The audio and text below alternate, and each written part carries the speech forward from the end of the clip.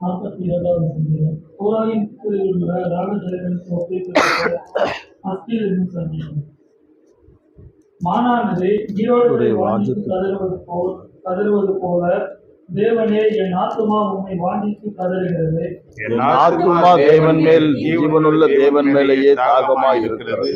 நான் எப்பொழுது தேவனுடைய சன்னதியில் வந்து நிற்பேன். என் தேவன் எங்கே என்று அவர்கள் நாள்தோறும் என்னிடத்தில் சொல்லுகிறபடியால் இரவும் பகலும் என் கண்ணீரே எனக்கு உணவாயிற்று. முன்னே நான் பண்டிகையை ஆசரிக்கிற ஜனங்களோடு கூட நடந்து கூட்டத்தின் களிப்பும் புதியமான சத்தத்தோடு தேவாலயத்திற்கு போய் வருவேனே. இவைகளை நான் நினைக்கும் போது என் உள்ளம் எனக்குள்ளே உருகுகிறது. வணக்கங்க. பரவாயில்ல ஒரு 30க்கா, பரவாயில்ல ஒரு 30 இல்லை, இப்பதான் சொல்றேன், சொல்லிடு 30. என் தேவனே, என் ஆத்துமா எனக்குள் கலங்குகிறது. ஆகையால் யோர்தான் தேசத்திலும் மலைகளிலும் சிறு மலைகளிலும் உம்மை நினைக்கிறேன். சரிக்கா.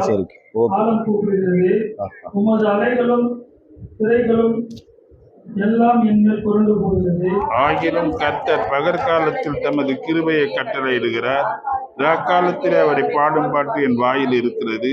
என் ஜீவனுடைய தேவனை நோக்கி விண்ணப்பம் செய்கிறேன். நான் என் கண்மலையாகிய தேவனை நோக்கி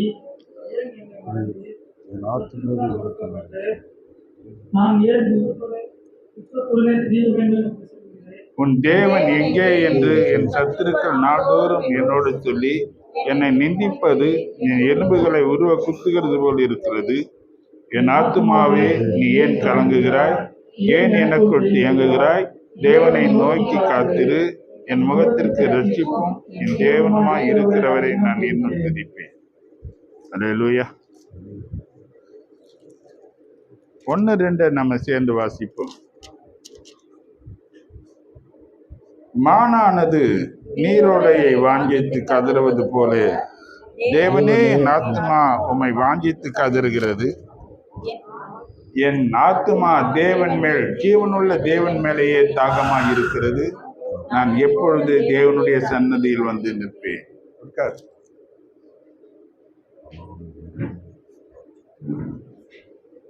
இன்னைக்கு கர்த்தருடைய வார்த்தை சங்கீத தியானம்.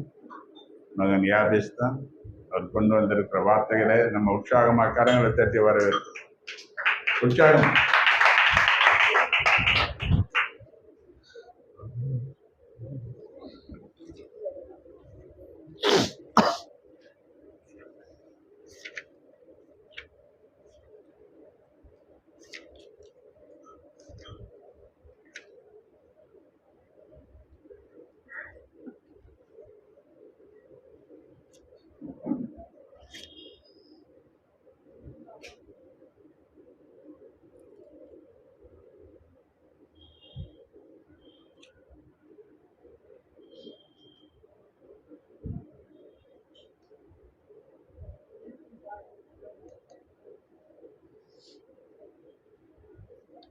அல்லேலூயா.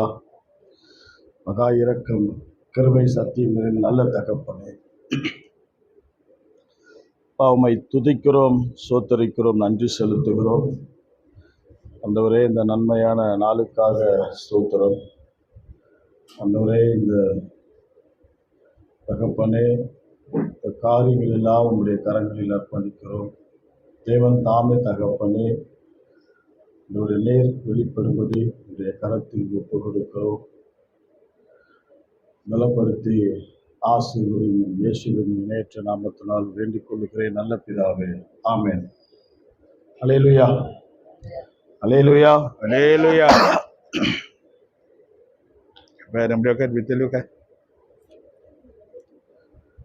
அல்லேலூயா. இன்று 42வது சங்கீதம். இது தாவீதின் சங்கீதம். மானானது நீரோடைகளை வாஞ்சித்து கதறுவதைப் போல தேவனே, என் ஆத்துமா உம்மை நோக்கி, என் ஆத்துமா உம்மை வாஞ்சித்து கதறுகிறது. 2வது வசனம், என் ஆத்துமா தேவன் மேல், ஜீவனுள்ள தேவன் மேலேயே தாகமாய் இருக்கிறது.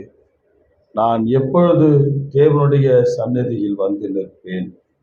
அல்லேலூயா, அல்லேலூயா. மான் ஒரு நீருக்காக ஓடக்கூடிய தூரம், மான் தன்னுடைய ஜீவனை காத்து கொள்ளக்கூடிய ஓடக்கூடிய தூரம் ஒரே அளவா இருக்கும். எவ்வளவு தூரமா இருந்தாலும் என்ன பண்ணும் அது? நீங்க வனாந்தரத்துல தண்ணீர் அங்க இருக்கிற மாதிரி ஒரு சூழல் இருக்கும். ஆனா கிட்ட போய் பார்த்தா தண்ணி இருக்காது. அல்லேலூயா. தெரியுது உங்களுக்கு, காணல் நீர். ஆமேன். அப்போ தன்னுடைய தாகத்தை தீர்த்து கொள்ள எவ்வளவு தூரமா இருந்தாலும், தன் ஜீவனை காத்து கொள்ள எவ்வளவு தூரமா இருந்தாலும் என்ன பண்ணும்? அது ஓடும். அல்லேலூயா. தண்ணீரும் ஜீவனை காக்கும் இல்லையா? அதே போல ஒரு ஆபத்து வரும்போதும் தன் ஜீவனை காத்துக்கொள்ள என்ன பண்ணும்? அது ஓடும். இந்த பிரதானம் ஓடுறது தான். அல்லேலூயா, அல்லேலூயா. அதே போல தாவீது இந்த சங்கீதத்தை என்ன பண்றாரு? எழுதுறாரு. அது மிக குறிப்பா, ஜீவனுள்ள தேவன் மேலேயே நான் தாகமா இருக்கிறேன்னு சொல்றாரு. அநேக உலக ஜனங்கள் எத்தனையோ விஷயங்கள் மேல தாகமா இருக்கிறாங்க. அவங்களும் ஒரு தெய்வம் அப்படின்னு சொல்லி அதன் மேலேயும் என்ன பண்றாங்க? தாகமா இருக்கிறாங்க. ஆனா தாவீது சொல்றாரு,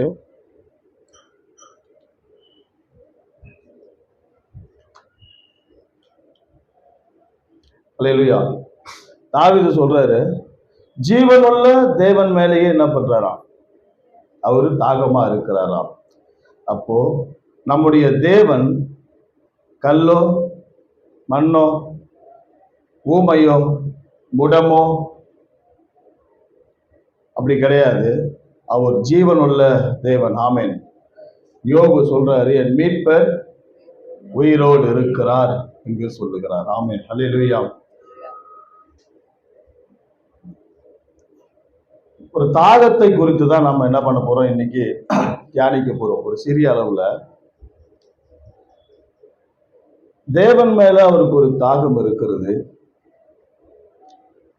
இன்னொன்று, தேவனுடைய ஆலயத்தின் மேல அவருக்கு என்ன இருக்கு? தாகம் இருக்கிறது. அல்லேலூயா. இப்படி தேவ வசனத்தின் மேலையும் ஒரு தாகம் என்ன பண்ணும்? நமக்கு இருக்கணும். அல்லேலூயா, அல்லேலூயா. அதான் பாருங்க. அப்போ நமக்கு தாவீதுக்கு தேவன் மேலையும் தேவனுடைய ஆலயத்தின் மேலையும் தாகம் இருக்குது. அதன் நிமித்தம் பார்த்தீங்கன்னா அவருக்குள்ள பார்த்தீங்கன்னா இன்னொரு தாகம் அவருக்குள்ள என்ன பண்ணுது? இருக்கு. அல்லேலூயா. தேவனுடைய இருதயத்துக்கு ஏற்றபடி நடக்கக்கூடிய ஒரு இருதயத்துல அவருக்கு என்ன இருக்கு? ஒரு தாகம் இருக்கிறது. அதுக்கு பிரதானமான ஒரு காரணம் என்ன அப்படின்னு பார்த்தீங்கன்னா,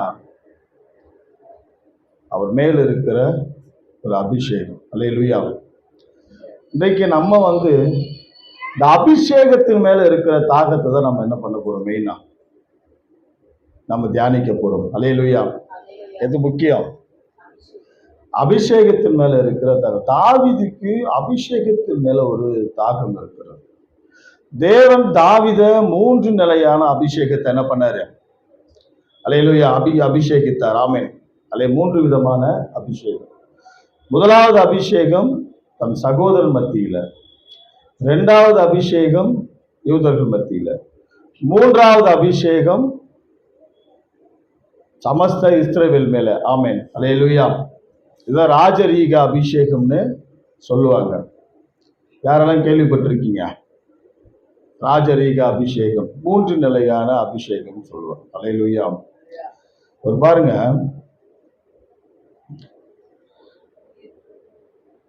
அவருக்கு ஒரு ஆலயத்தின் மேல அவருக்கு ஒரு வாஞ்சை இருக்கிறது, தேவன் மேல ஒரு வாஞ்சை இருக்கிறது.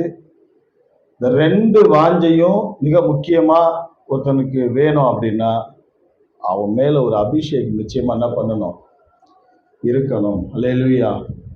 அப்போ தேவன் பாருங்க, 1 சாமுவேல் 16ஆம் அதிகாரம் 13வது வசனத்துல, 1 சாமுவேல் 16:13,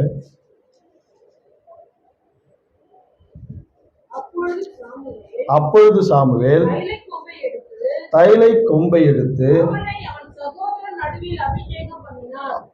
அவனை அவன் சகோதரன் நடுவில் அபிஷேகம் பண்ணினான். அந்நாள் முதற்கொண்டு கர்த்தருடைய ஆவியானவர் தாவீதின் மேல் வந்து இறங்கி இருந்தார். அல்லேலூயா, அல்லேலூயா. தேவன் மேலேயும் தேவனுடைய ஆலயத்தின் மீதும் நம்ம வாஞ்சையா இருக்கும் பொழுது தேவன் நமக்கு ஒரு பிரதானமான ஆசீர்வாதமான தன்னுடைய ஆவியை அவன் மேல என்ன பண்றார், நம் மீது கர்த்தர் ஊற்ற வல்லமை உள்ளவராக இருக்கிறார். எப்பொழுதும் சபை வந்து அபிஷேகத்தின் மீது ஒரு வாஞ்சை உள்ளவர்களாக இருக்கணும். ரெண்டாவது, சபையில் இருக்கிற ஒவ்வொருவரும் இந்த அபிஷேகத்தை குறித்துதான ஒரு விழிப்பு உள்ளவர்களாக இருக்கணும். அல்லேலூயா, அல்லேலூயா. ஏசாயா 44:3 தாகம் உள்ளவன் மேல் தண்ணீரை ஊற்றுவேன், தண்ணீரையும். ஆமென், அல்லேலூயா. வறண்ட நிலத்தின் மீது, ஒரு வறண்ட நிலத்துல தண்ணியை ஊத்துனா டக்குன்னு என்ன பண்ணிக்கும், இழுத்துக்கும். அதுக்கு ஒரு தாகம் இருக்கிறது. அப்போ தாகம் இருக்கிறவங்க மேலதான் என்ன பண்ணுவார் ஆண்டவர், தண்ணீரை ஊற்றுவார். ஆமென். ஆலயத்துக்கு வரணும்னு ஒரு தாகம் இருக்கணும். ஆண்டவருக்காக எதையாகிலும் செய்யணும்ன்ற ஒரு தாகம் இருக்கணும். ஆண்டவரால் அருளப்படக்கூடிய அபிஷேகத்தின் மீது நமக்கு ஒரு தாகம் இருக்கணும். ஆண்டவர் நிமித்தம் எதை செய்தாலும் கர்த்தருக்கென்று செய்யணும் அப்படின்ற ஒரு தாகம், நன்மை செய்கிற ஒரு தாகம் இருக்கணும். அப்போ இந்த தாகம், இந்த வாஞ்சை நமக்கு ஒவ்வொரு அடிப்படையில கிறிஸ்தவர்களுக்கு என்ன பண்ணணும், இது இருக்கணும். ஆமென், அல்லேலூயா. அதனாலதான் பாத்தீங்கன்னா ஏசாயா 51:1 பாருங்க, தாகமா இருக்கிறவர்களே, சத்தமா வாசி. நீதியை பின்பற்றி கர்த்தரை தேடுகிற நீங்கள் எனக்கு செவி கொடுங்கள். நீங்கள் வெட்டி எடுக்கப்பட்ட கண்மலையும் நீங்கள் தோண்டி எடுக்கப்பட்ட துறவின் குழியும் நோக்கி பாருங்கள். இது 51:1, ஏசாயா 51. தாகமாய் இருக்கிறவர்களே என்னிடத்தில் வாருங்கள்.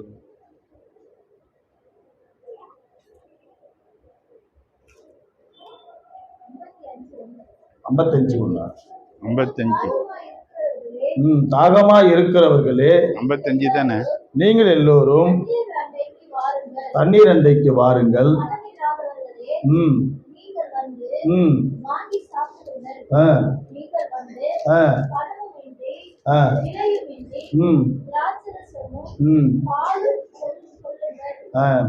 பானம் கொள்ளுங்கள்,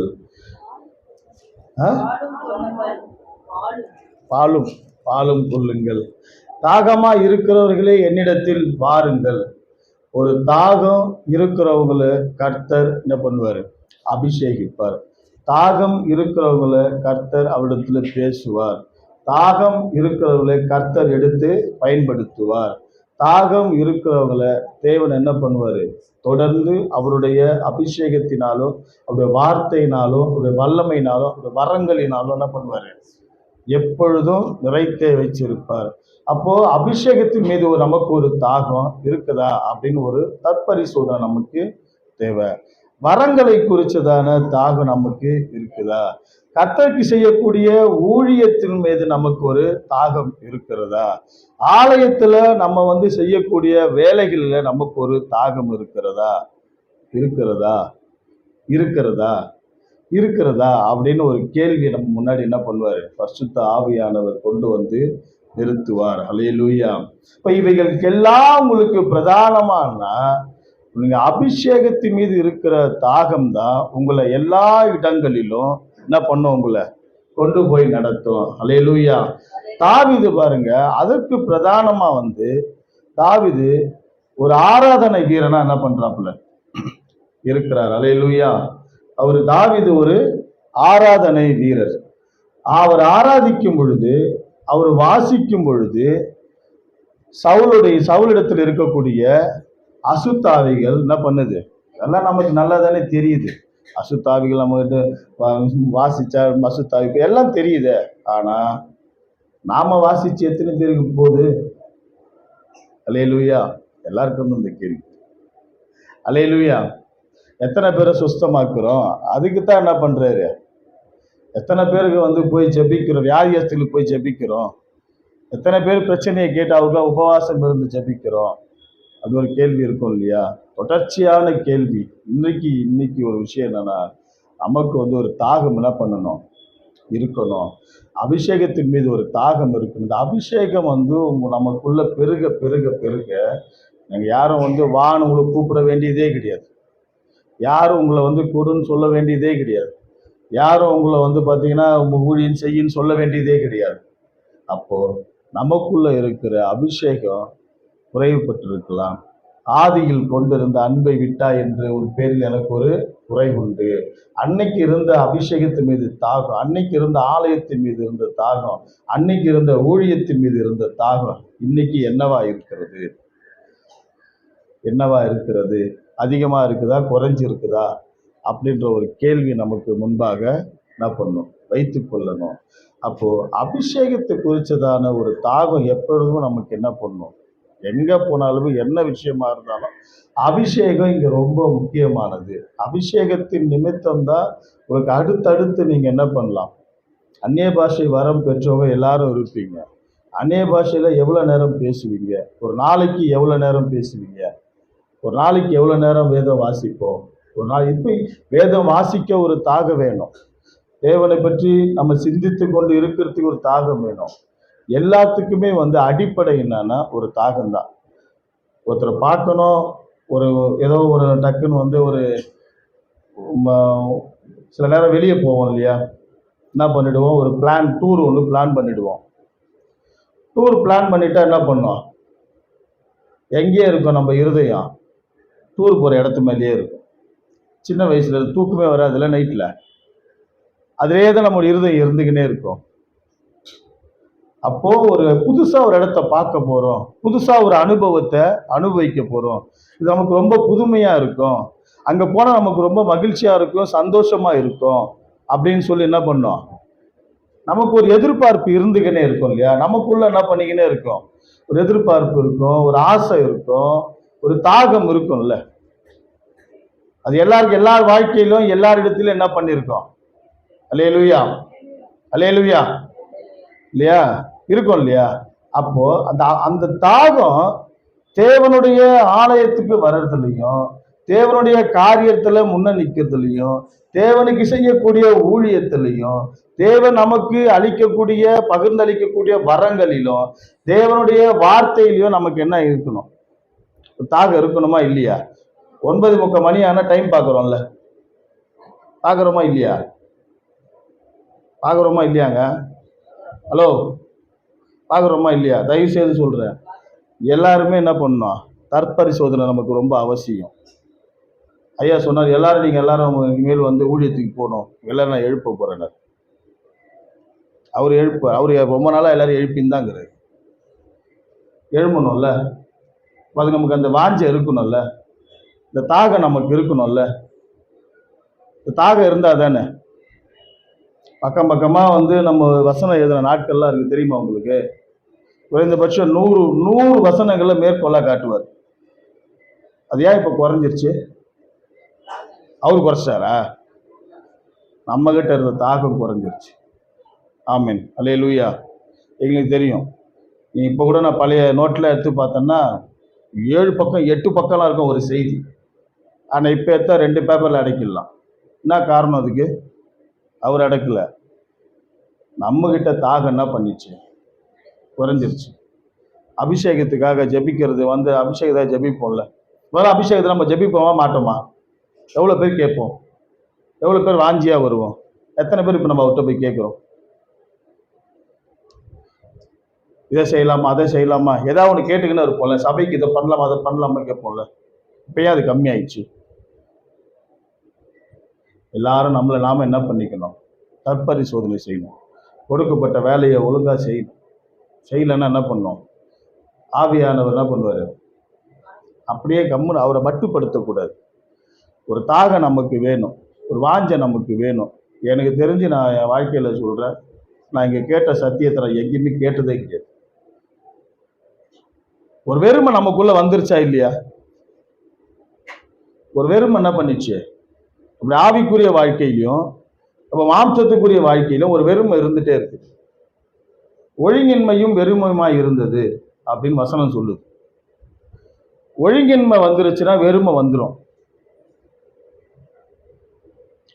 ஒழுக்கம் ஒரு ஒரு ஒரு ஒரு விஷயத்துல ஆர்டர் இல்லைனாலே அங்க என்ன பண்ணிடும்? வெறுமை வந்துடும். இப்போ அதை போக்கணும்னா ஆவியானவர் அசைவாடணும்.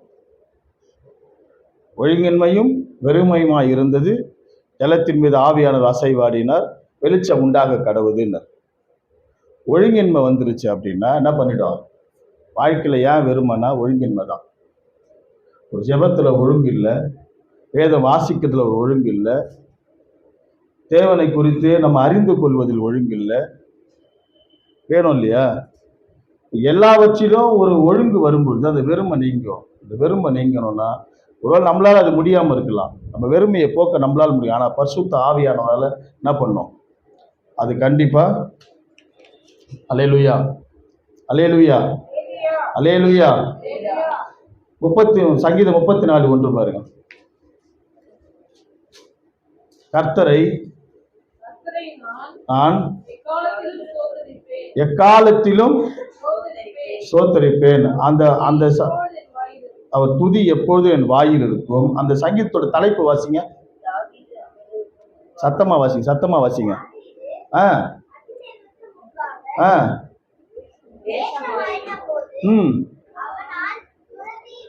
விடப்படுகையில் பாடின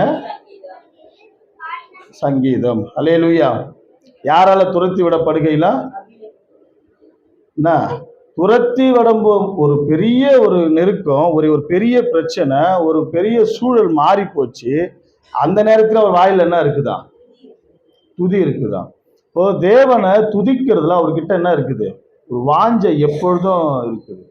சங்கீத தியானத்தில் ஒரு பாட்டு ஒன்று, ஆராதனை ஒரு பாட்டு பாடினாங்க, இந்த நிலைமைக்காக ஸ்தோத்திரம் அப்படின்ற பாட்டு. இது பெரும்பாலும் நீங்கள் இப்போ கேட்டிருக்க முடியாது. இது பழைய அப்போது ஒரு 10 வருஷம் முன்னாடி ரொம்ப ஃபேமஸான பாட்டு.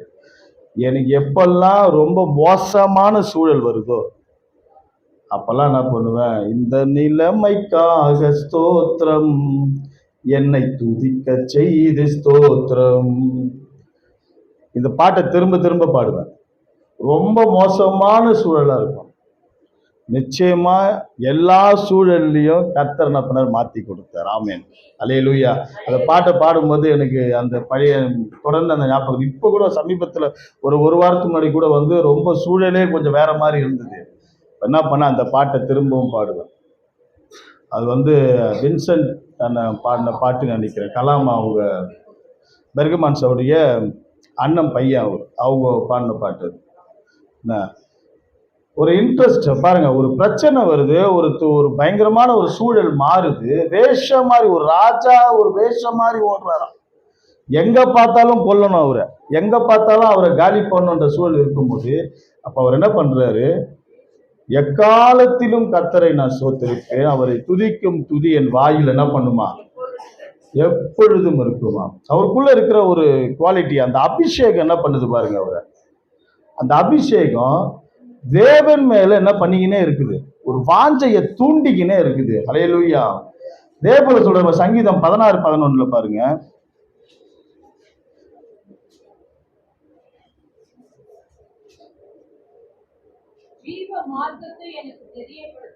ஜீவ மார்க்கத்தை எனக்கு தெரியப்படுத்துவீர், உம்முடைய சமூகத்தில் உம்முடைய சபையில் பரிபூரண ஆனந்தமும் உண்டு. அல்லேலூயா. சமூகத்துல என்ன இருக்குதா? என்ன இருக்கா? புரியல. சமூகத்துல என்ன இருக்கா? பரிபூரண. எல்லாரும் வாய் திறந்து சொல்லுங்க. அவர் சபையில் என்ன இருக்குது? சபையில் என்ன இருக்குது? பரிபூரண அடையிறோமா? அடையிறோமா? என்ன இருக்குதா? பரிபூரண அடையிறோமா? அது அடையிறது அது அது அதுக்காக ஓடி வரோமா? அந்த சந்தோஷத்தோட இருக்கா? உள்ள ஹாப்பினஸ் உள்ள இருக்கா? பரிபூர்ண ஆனந்தம் நம்மளுக்கு எங்க இருக்குது? ஃபங்க்ஷன்ல இருக்குது. ஒரு ஃபங்க்ஷன் போனோம்னா நமக்கு என்ன இருக்குது? பரிபூர்ண ஆனந்தம் இருக்கு. ஞாயிற்றுக்கிழமை நீங்க எந்த நிகழ்ச்சி வச்சாலும் காலை ஆராதனையை கட் பண்ணிட்டு என்ன பண்ண மாட்டாரு? அப்பேற்பட்ட ஒரு ஊழியக்காரை வச்சுக்கின்னு ஞாயிற்றுக்கிழமை லீவு எல்லாம் கொஞ்சம் யோசிக்க வேணாவா? தற்பரிசோதனை செஞ்சுக்கங்க எல்லாரையுமே. சொந்த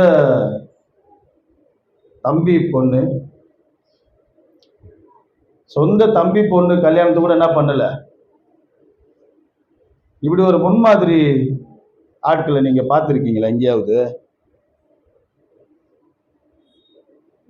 எங்கேயா பார்த்துருக்கீங்களா? அப்புறம் வாசிக்கும் போது மட்டும் பரிபூரண ஆனந்தம் இருக்கிறது. என்ன பண்ணக்கூடாது? இனிமேல் என்ன பண்ணிக்கங்க, ஒரு உறுதிமொழி எடுத்துக்கங்க. ஞாயிற்றுக்கிழமை காலையில ஆராதனையை கட் பண்ணவே கூடாது. ஏன்னா உங்களுக்கு என்ன இருக்குது? என்ன இருக்குது? சத்தமா சொல்லுங்க பாரு, உங்க காது உங்களுக்கே கேட்கிற மாதிரி பரிபூரண ஆனந்தம் இருக்கிறது. அல்லேலூயா. இன்னொரு விஷயம் சொல்லிட்டு நான் முடிச்சுக்க விரும்புறேன். சங்கீதம் 84:10.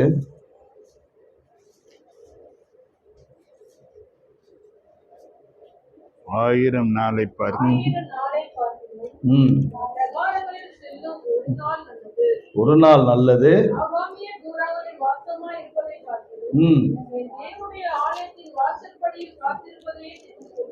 அல்லேலூயா. வாசற்படியில் காத்திருப்பதையே தெரிந்து கொள்கிறேன். 1000 நாளை பார்க்கிலும் உங்களுடைய பிரகாரங்களில் ஒரு நாள் அல்லது.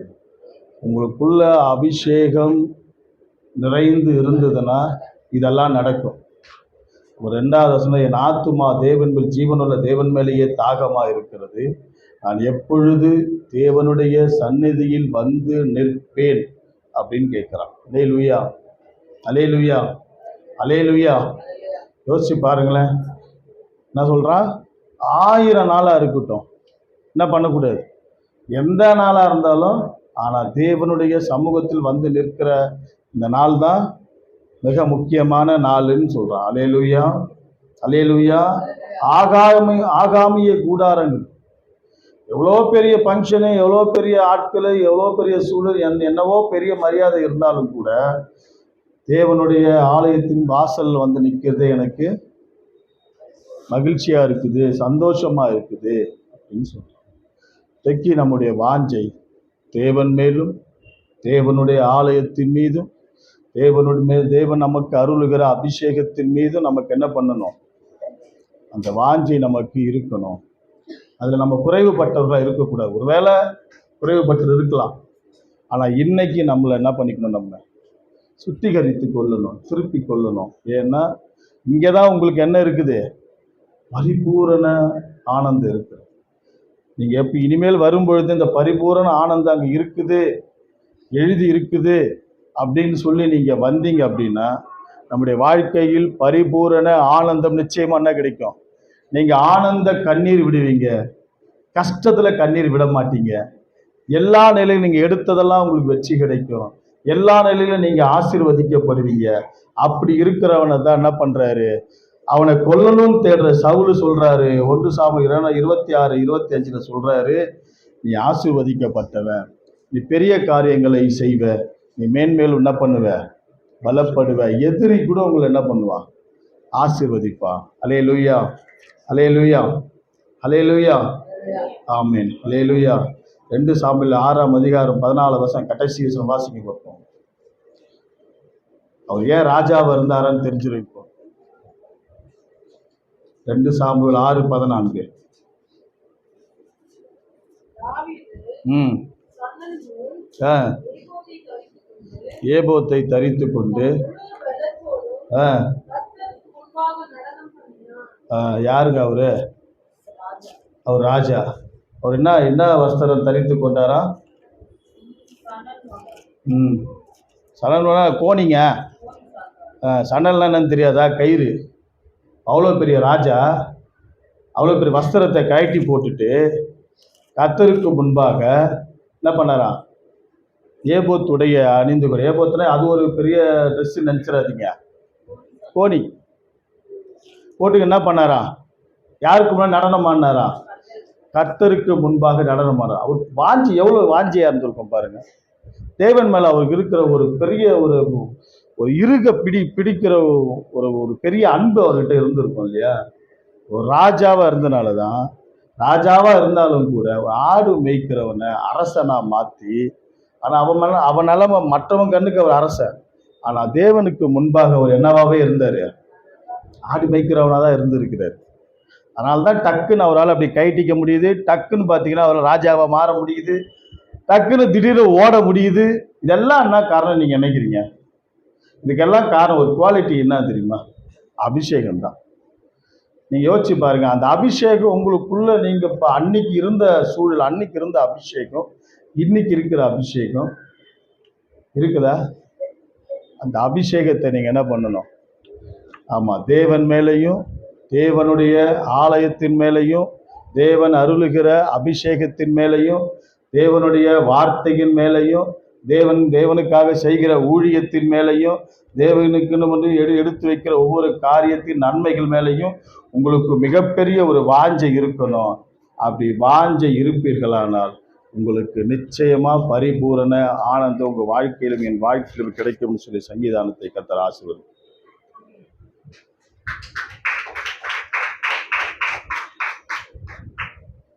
சத்தமே இல்லை, இவ்வளவுதானே தத்து?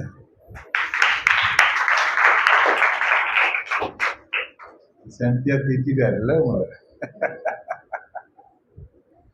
அல்லேலூயா. நீங்க ஒரு ஆழமான சத்தியம். ஒரு சாதாரண ஒரு நிலையில இருந்த தாவீது, ஏன் சொந்த குடும்பத்தினாலேயே புறக்கணிக்கப்பட்ட தாவீது ஒரு மேன்மையான உயரத்துக்கு உயரப்பட்டதற்கு காரணம்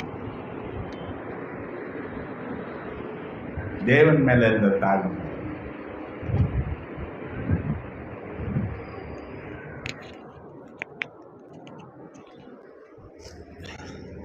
தாகம் என்ற திருப்தி என்றார்.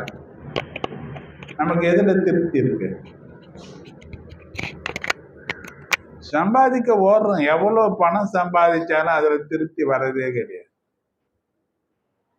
எத்தனை மாம்சத்துல இச்சையில போனாலும், எத்தனை ஆண்களை பார்த்தாலும், எத்தனை பெண்களை பார்த்தாலும் அதுல திருப்தி இல்லாதவங்களா தான் இருக்கிற. கண்ணும் திருப்தி ஆகல, காதும் திருப்தி ஆகல.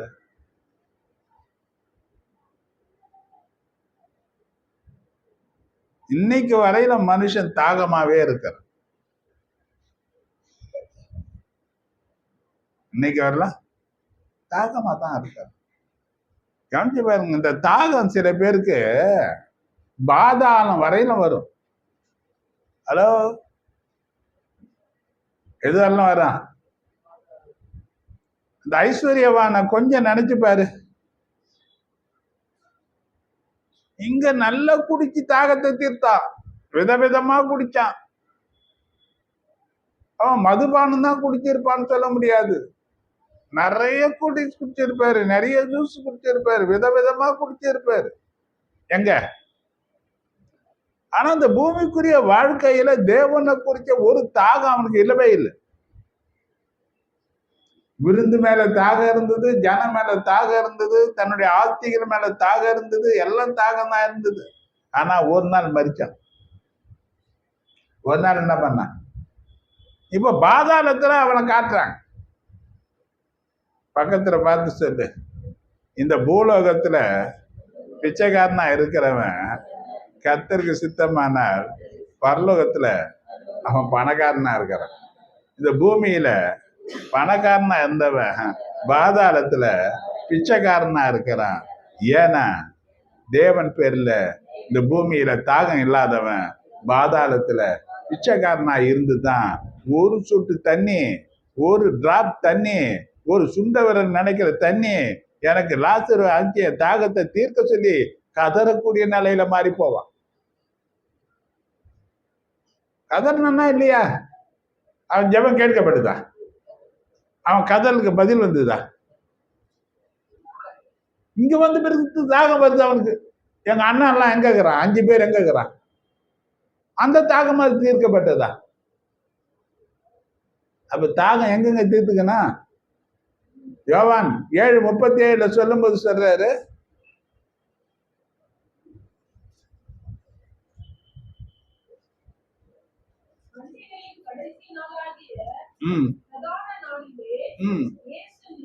இயேசு நின்று சத்தமிட்டு ஒருவன் தாகமாயிருந்தார் என்னிடத்தில் வந்து பானம் பண்ண கடவன், வேத வாக்கியம் சொல்லுகிறபடி என்னிடத்தில் விசுவாசமா இருக்கிறவன் எவனோ அவன் உள்ளத்திலிருந்து ஜீவ தண்ணீர் உள்ள நதிகள் ஓடும். அல்லேலூயா.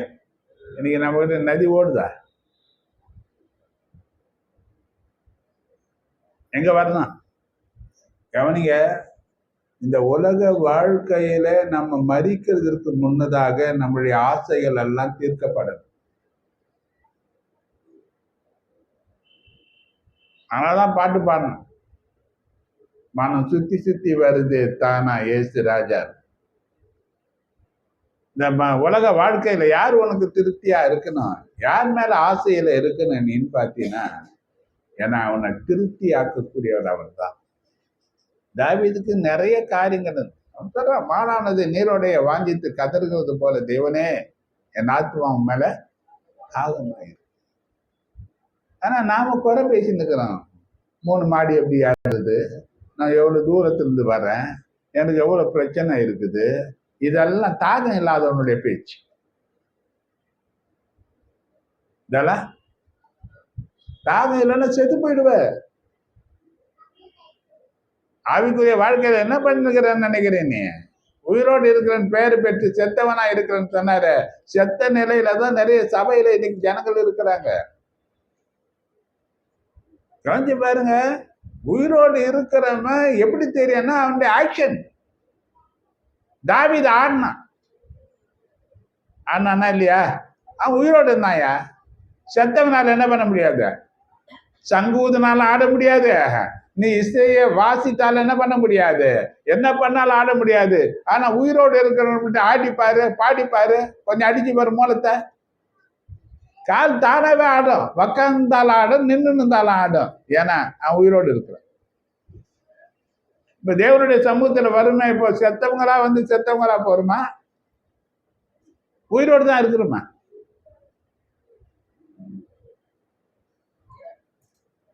அப்படியே அமைதியா வந்து அமைதியா போறதுக்கு இதுன்னா மாற்றி வரியிடமா? அது நம்முடைய சத்தம் எங்க தெரியணும்? கம்பீர சத்தம் எங்க தோணிக்கணும்? 2வது ஆலயத்துக்கு போவன்ற வாஞ்சி அவனுக்கு இருந்தது. தாகம் யாருக்கு இருந்தது? நீ நல்லா கவனிச்சு பாருங்க. இன்னைக்கு ஓடின்னு கிடக்குறோம் உலகத்துல, எங்கெங்க ஓடின்னு இருக்கிறோம், எதுக்காகலாம் ஓடின்னு இருக்கிறோம். ஆனா நீ திருப்தி ஆக மாட்ட. சங்கீதம் 36:8 நீ வாசித்து பார்த்தீங்கன்னா இது முக்கியமான வசனம், குறிச்சு வச்சு. உமது ஆலயத்தில் உள்ள சம்பூரணத்தினால் திருப்தி அடைவார்கள். உமது பேரின்ப நதியினால் எதை தீக்கிறீ? இந்த நதி என்ன பண்ணுமா? இன்னொரு நதியை உனக்கு காட்டுறேன். ஆதியாகமம் 2:11-12 பாரு. இந்த நதி என்ன பண்ணன்னு பாரு. உனக்கு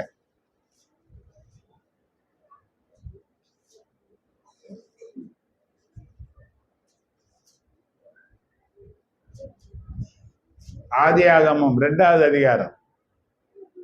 முதலாம் ஆட்டிற்கு ஆ? முதலாம் ஆட்டிற்கு முதலாம் ஆற்றுக்கு பைசோன் என்று பெயர். பைசோன் என்று பெயர். அது அவிலா தேசம் முழுவதையும் ம் சுற்றி ஓடும். சுற்றி ஓடும். அவ்விடத்தில் பொன் விளையும். என்ன வேலையா? ஆத்துல என்ன விளையுமா? எந்த ஆத்துலங்க? 2வது வாசி. அந்த தேசத்தின் ம் பொன் நல்லது. சரி. அவ்விடத்திலே ம் பிதோலாக்கு பிதலோக்கு கோமதா கோமேதக கல்லு உண்டு. எங்க இருக்கான்? இது எப்பேற்பட்ட நதி? இந்த நதி எங்கிருந்து ஓடும்? இது ஒன்று திருப்தி ஆகும். பொருளாதார தேவையா, உனக்கு பரிசுத்தமா, விசுவாசமா, உனக்கு எல்லா நிலையில உன்னை திருப்தி ஆக்குகிற நதி எந்த நதி? வெளிப்பத்தில் சொல்லுது, இந்த நதி போகிற இடம்லாம் ஜீவன்கள் பிழைக்கும். இந்த நதி போகிற இடம்லாம் ஆரோக்கியம் உண்டாகும். இந்த நதி எங்கெல்லாம் போதும் அங்கெல்லாம் செழிப்பு உண்டாயிருக்கும். அந்த நதினால ஆண்டவர் சொல்றாரு, உன் தாகத்தை தீர்க்கிறதுக்கு ஆலயத்துல தான் அந்த நதியை வச்சிருக்கு. தாவீது தெரிஞ்சுக்கிறதுனாலதான் அந்த சங்கீதம் 122:1 சொல்றான். அத கொஞ்சம் தலைப்பை வாசிச்சுட்டு வாசி.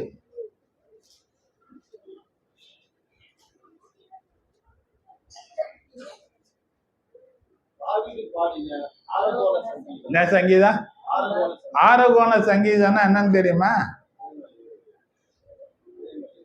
மலையில ஏறும்போது ஒரு ஏறுமுகம்.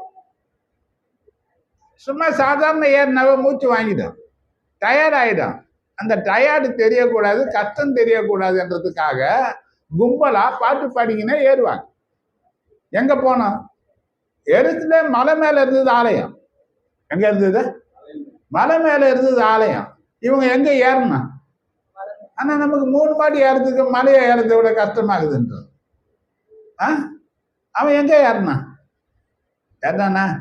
அவன் தானே சொன்னான் சங்கீதம் 84:10, ஆகாமியர் கூடாரத்துல வாசம் பண்ணுகிற 1000 நாட்களை பார்க்கிறோம், உங்களுடைய ஆலய பிரகாரத்தில் தங்குற ஒரு நாள் வாசற்படியில தங்குறது நல்லதுன்னு சொன்னான். எங்க? ஒரு ராஜா சொல்றான், எங்க தங்கினா போதும்? அடைக்கலாம் குருவிக்கு எங்க கூடு கிடைச்சது? எனக்கு என்ன பண்ணணும்? நமக்கு அந்த ஏக்கம் இருக்காங்க, நமக்கு அந்த தாகம் இருக்கா? அந்த ஆசை உனக்கு இருந்ததுன்னா நீ நிச்சயமா மேல இல்லாம இருக்கவே முடியாது. இததான் அழகா சொன்னாரு ஆலயத்தை குறித்து ஏசாயா 58:13-14.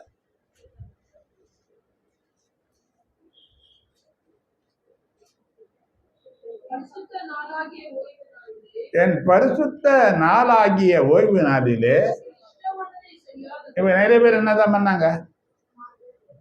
ஏன் நிறைய பேர் வரல?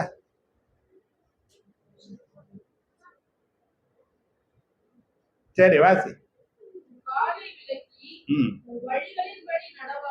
யார் வழி? மனுஷனுக்கு செம்மையாய் தோன்றக்கூடிய வழி உண்டு. ஆனா முடிவுதான் எங்க போய் நிக்கின்றது நாம் பார்க்கணும். உனக்கு இஷ்டமானதை செய்யாமலும் சொந்த பேச்சை பேசாமலும் இருந்து ஓய்வு நாளை மனமகிழ்ச்சி நாள் என்றும் கர்த்தருடைய பரிசுத்த நாளை மகிமையுள்ள நாள் என்றும் சொல்லி அதை மகிமையாக எண்ணுவாயானால் அப்பொழுது கவனி, அந்த அப்பொழுது அதெல்லாம் ரொம்ப முக்கியமான வார்த்தை. எப்பொழுது மன மகிழ்ச்சியா இருப்ப? எப்பங்க மனம் பூரிக்க உனக்கு? எப்ப அளவில்லாத சந்தோஷம் பேரின்மை எப்ப வரும் உனக்கு? அப்பொழுது மன மகிழ்ச்சியா இருப்பாய். எங்க?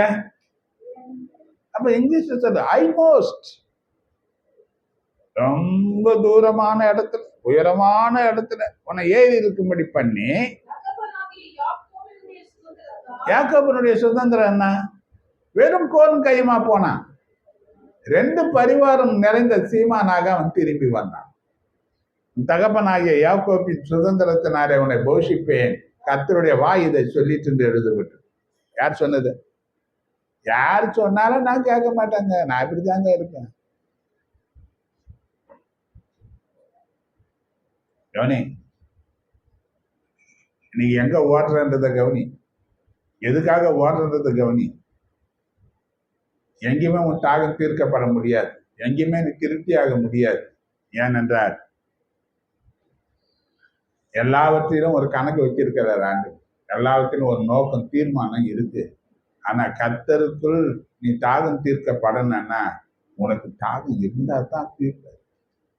தாகம் இல்லாதவன்கிட்ட போய் குடி குடி குடி குடின்னா என்ன பண்ணுவான்?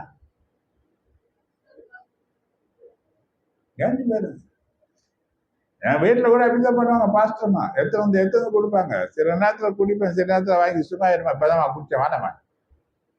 தாகம் இல்லாத ஒரு மனுஷன் என்ன பண்ண முடியாது? நீ உன் இஷ்டத்துக்கு கொடுத்தா குடிக்கல முடியாது. அப்போ தாகம் இருக்கிற ஒரு மனுஷன் கேட்பான். நீ கொடுக்கறனால என்ன பண்ணுவான்? கேட்பான். இப்ப எத்தனை பேருக்கு கேட்பான்? ஆதியில இருந்த தாகம் இருக்குதா? ஒரு அபிஷேகத்தின் மேல தாகம் இருக்கா? வசனத்தின் மேல தாகம் இருக்கா? ஊழியத்தின் மேல தாகம் இருக்கா? ஒரு வாஞ்சை இருந்ததுன்னா வாழ்க்கையில எத்தனையோ மாற்றங்கள் நிச்சயமா கர்த்தர் உண்டாக்குவாரு. ஆண்டவர் சொல்றாரு, நான் என் ஊழியக்காரன் நான் எங்க இருக்கிறேன்னு அங்க இருப்பான். ஊழியம் செய்யறாள் எங்கெங்க இருப்பா? யார் கூட இருப்பாங்க? அவர் கூட இருக்கிறேன், இவரு கூட இருக்கிறேன், போட்டோ மேல போட்டோ எடுத்துக்கிறாங்க. நான் யார் கூட இருக்கிறேன்? நான் யார் கூட இருக்கிறேன்? இதை விட ஒரு உயர்வு யாருக்குங்க கிடைக்கும்? அவ ஊழியம் செய்யறவனுக்கு ஆண்டவர் சொல்றாரு, என் ஊழிய நான் எங்கேயோ என் ஊழியக்காரன் அங்க இருப்பான். இன்னைக்கு எங்கெங்கோ ஓடுறாங்க தேவனை தேடி. தேவன் எங்க வரன்றாரு? எங்க உன்னை ஸ்டாண்ட் பண்றேன்றாரு? அப்ப தேவ சமூகத்துல நிற்கிற எந்த மனுஷனும் எவனுக்கு முன்னாலும் கை கட்டி நிக்க மாட்டாங்க. எவனுக்கு முன்னாலும் நிக்க மாட்டான். இதைதான் எலியா சொன்ன, தேவனுக்கு முன்பாக நிற்கிறேன் நான் சொல்லுகிறேன். அவன் சொன்னா சொன்னதுதான். மழை பெய்யாதுன்னா பெய்யாது, மழை பெய்யனா பெய்யும்.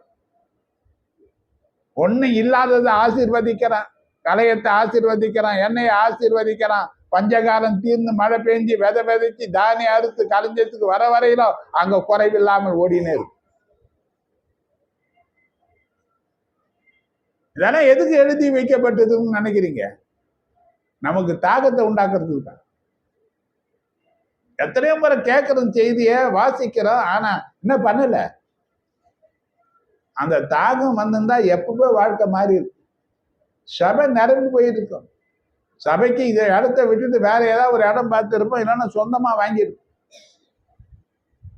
என்ன பண்ணியிருப்பான்?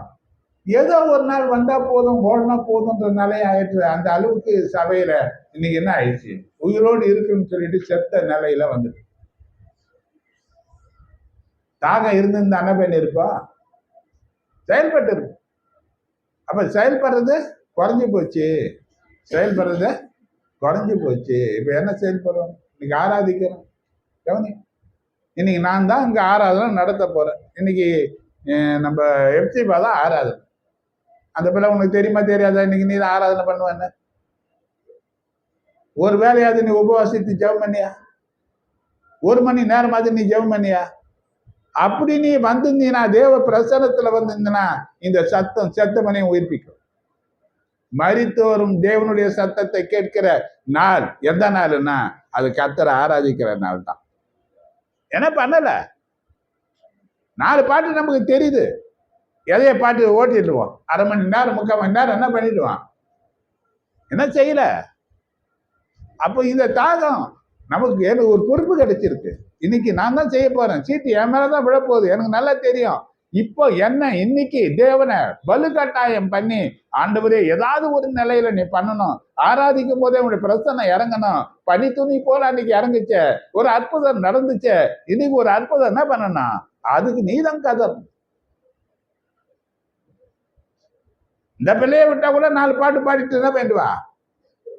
கையாட்டிட்டு ஆராதனை பண்ணிடுன்னு போயிடுவான். நாமளும் கையாட்டிட்டு போலாம். ஆனா அதுல என்ன நடக்குது? என்ன நடக்குது?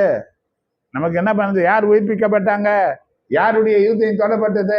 கர்த்தர் என்னோட கூட இடைப்பட்டன்னு சொல்ல முடியுதா?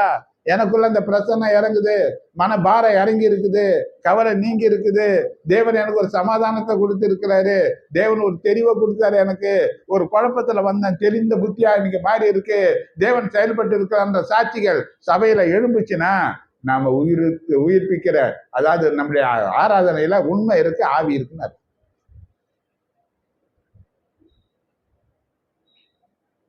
என்ன பண்ணணும்? ஒரு சங்கீத தியானம் வரும்போதும், ஒவ்வொரு சங்கீத தியானங்கள் வரும்போதும் ஒரு பொறுப்பு. முதல்லலாம் நானே கொடுத்துருந்தேன். சங்கீத தியானம் நானே, வசனமும் செய்திய நானே. ஏன் இப்ப குறைஞ்சி போச்சு? அப்ப கொடுக்க முடியாது என்னால. ஏன் இதை செய்யற? உங்களுக்கு வேலை இருக்குதுன்றது உண்மைதான். ஆனா அதுலயும் யாரை தேடணும்? யாரை தேடணும்? யாரை கண்டுபிடிக்கிற? நீ கண்டுபிடிச்சாதான் எனக்கு சொல்ல முடியும் இங்க இருக்கிறாரு. நீ கண்டுபிடிக்காம எனக்கு என்ன பண்ண முடியாது? சொல்ல முடியாது. அப்ப தேவன் எங்க இருக்கிறான்னு கண்டுபிடிக்கிறதுக்கு யார் வேணும்? இந்த வசனம் இப்படி இருக்குன்னு யார் சொல்லணும்? அந்த சொல்ற வசனத்தை நீ தேடணும். நீ தேடின பிறகு நான் தேடுகிறதுக்கு நீ காரணமா இருக்கணும். அல்லேலூயா, அல்லேலூயா. அதுக்கு நமக்கு என்ன வேணுங்க? தாகம் வேணும். இங்க சொல்றான், ஜீவனுள்ள தேவன் மேலேயே தாகமா இருக்கிறேன். என் தாகம் யார் மேல? யார் மேல? வசனத்தின் மேல தாகம், ஆலயத்தின் மேல தாகம், அபிஷேகத்தின் மேல தாகம். இன்னைக்கு இந்த தாகம் இருக்கிற ஒரு மனுஷன் அவன் பிழைப்பான். யார் பிழைப்பான்? தாகம் இல்லாத மனுஷன் என்ன பண்ண மாட்டான்? என்ன பண்ண மாட்டான்? கவனிங்க, சாப்பாடு இல்லாம இருந்துடலாம், தண்ணி இல்லாம என்ன பண்ண முடியாது? என்ன பண்ண முடியாது? முடியுமா? அதுதான் வேதத்துல சொல்லிச்சு. 40 நாள் சாப்பாடு இல்லை, தண்ணி இல்லை இருந்தாங்க. 41ஆவது நாள் சில பேர் ஒருத்தர் இருந்தார். 39ஆம் நாள் உதறெல்லாம் வெடிச்சு வாயில ரத்தமா ஊற்றி அவங்களால என்ன பண்ண முடியல. ஏன்னா வனாந்தரத்துல எல்லாம் 24 மணி நேரத்துல தண்ணி இல்லைன்னா செத்து போயிடுவான். தாகத்தை என்ன பண்ணணும்? தீர்க்கணும். உடம்புல நம்ம நிறைய பகுதி தண்ணி தான். இந்த தண்ணி குறைய அந்த அளவுக்கு தண்ணி நிரப்பப்படலைன்னா வாழ்க்கையில் என்ன பண்ணிடுவான்? எல்லாம் சுருங்கி போயிடும். பிரச்சனை. ஆண்டவர் எனக்கு கொடுத்த சங்கீத தியானத்துக்காக நன்றியோட ஆண்டவரை ஸ்தோத்திரம் பண்ணுவோம். எத்தனை பேருக்கு பிரயோஜனமா இருந்ததுன்னா, எனக்கு உண்மையில ரொம்ப நல்லா இருந்தது இன்னைக்கு வார்த்தை. ஆனா கொஞ்சம் கடினமா இருக்கு. வசனங்கள் அதை செய்யறவனுக்கு அது சந்தோஷமா இருக்கும், செய்யாதவனுக்கு அது கஷ்டமா இருக்கும். ஆதியில இருந்த அன்பு எந்த அளவுக்கு இருக்குது? எவ்வளவு இருக்கு? ஒரு நாளாவது யாருக்காவது ஒரு சத்தியத்தை சொல்ற, சுவிசேஷத்தை சொல்ற வாஞ்சை இருக்கா? யாரையாவது வாங்க இன்னைக்கு என் கூட வாங்க. அன்னைக்கு கேட்டான் நாத்தான் வேல் பிலிப்பு கிட்ட, நாசிரியத்திலிருந்து நன்மை வருமா? நீ வந்து பாருங்க. வந்து பார்த்தவன் எங்க நின்ட்டான்? வந்தாங்க, வந்தாதாங்க தெரியும் என்ன நடக்குதுன்னு. ஹலோ, வந்தாதான் தெரியும். அது வரையில தூரமா இருக்கிறவனுக்கு என்ன தெரியாது? ஒண்ணுமே தெரியாது. வந்தா பார்த்தாதான் தெரியும். கர்த்தருடைய வார்த்தை எப்படி கிரியை செய்யுதுன்றது எப்ப தெரியும்? வந்தாதான் தெரியும். அப்போ ஒரு தாகத்தோடு கூட நம்ம செயல்படுவோம். இந்த 6ஆவது மாசத்துல தாகத்தை குறித்து பேசி இருக்கிறார். இன்னும் 6 மாசம் இருக்குது இந்த வருஷம் கடந்து போறது. நமக்கு என்ன வேணும்? தாகம் இருக்கு, செயல்படுவோம். ஊழியன்றது வெறுமையானது அல்லங்க. ஜபம்ன்றது வீணா போறது காரியம் எல்லாம் கிடையாதுங்க. எல்லாம் நம்ம இந்த ஜீவம் அதாவது ஜபம் சாகா வரம் பெற்றதுன்னு சொல்லுவாங்க. நம்ம செய்யற ஊழியத்தை யார் மறந்தாலும் தேவன் மறக்க மாட்டேன்னு சொல்றாரு. எபிரேயர் 6:10 எல்லாம் பார்த்தீங்கன்னா,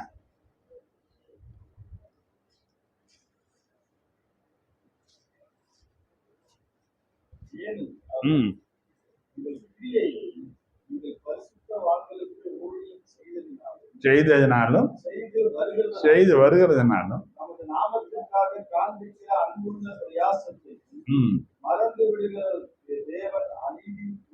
யார் மறக்க மாட்டாரு?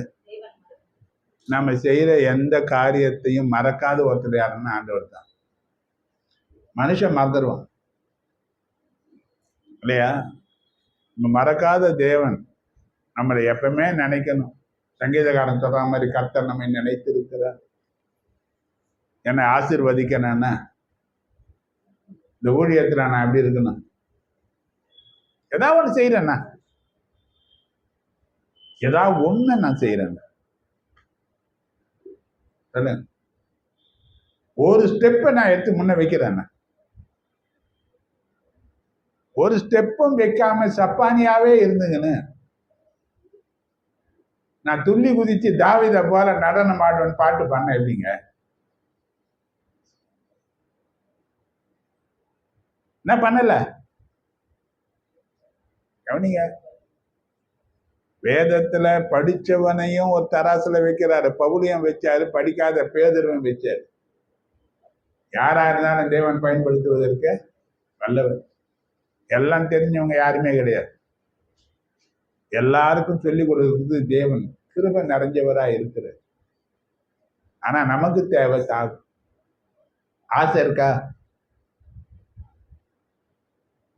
அவனிய என் ஆசைய ராத்திரி எல்லாம் குதிச்சு இருக்கிற நிறைய ராத்திரி நான் அப்படி மனுஷங்கிட்ட பேசுற மாதிரி பேசியிருக்கிறேன். என்னை நம்புங்க ஆண்டவரே, நான் நிச்சயமா செய்வேன் ஆண்டவரே, என்னை நம்புங்க ஆண்டவரே, என்னை நம்புங்க ஆண்டவரே. என்னை நம்ப மாட்டீங்களா? நீங்க எனக்கு நீங்க வரங்களை தர மாட்டீங்களா ஆண்டவரே? உங்க கிருபையை தர மாட்டீங்களா? உங்களுடைய வார்த்தைகளை தர மாட்டீங்களா ஆண்டவரே? வெளிப்பாடுகளை தர மாட்டீங்களா? இப்ப வர்ற நிறைய செய்திகள்லாம் வெளிப்பாட்டு செய்தியா தான் போது. வெளியெல்லாம் ஒரு செய்தியை சொல்றதுக்கு முன்ன அந்த காரியம் அந்த வீட்டில் நடந்த காரியமா நடக்குது. அப்படியே அவங்க சொல்றாங்க, நீங்க என்ன சொல்லிட்டு போனீங்களோ அதான் நடக்குது.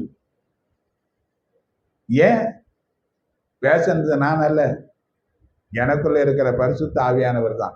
ஒரு செய்தி என்ன பண்றாரு? இப்ப ஒரு இடத்துக்கு போறேன், பல நிலையில இருக்கிறேன், சில நேரத்தை திருப்பி திருப்பி பார்க்கிறேன், செய்தி கிடைக்கல. ஆனா ஒண்ணு தெரியும், நிச்சயமா கர்த்தர் பேசுவார். அல்லேலூயா, அல்லேலூயா. நமக்கு என்ன வேணும்? தாகம் வேணும். என்னை பயன்படுத்துகின்ற ஏக்கம் எத்தனை பேருக்கு இங்க இருக்கு? எப்படிங்க நம்ம ஆண்டவர்கிட்ட போய் முன்ன நிற்க முடியும்? மரித்தோராகிய பெரியோரையும் சிறியோரையும் கர்த்தருக்கு முன்பாக நிற்க, வெள்ளை சிங்காசனத்துக்கு முன்பாக நிற்க கண்டேன் யோவான் சொல்றான். எங்க போய் நிக்கணும்? சின்னவங்களா இருந்தாலும் பெரியவங்களா இருந்தாலும் எங்க போய் நிக்கணும்? இப்ப தேவனுக்கு முன்பாக நின்னும் போது என்ன சொல்லுவோம்? தேவனை பார்த்து என்ன சொல்லுவோம்?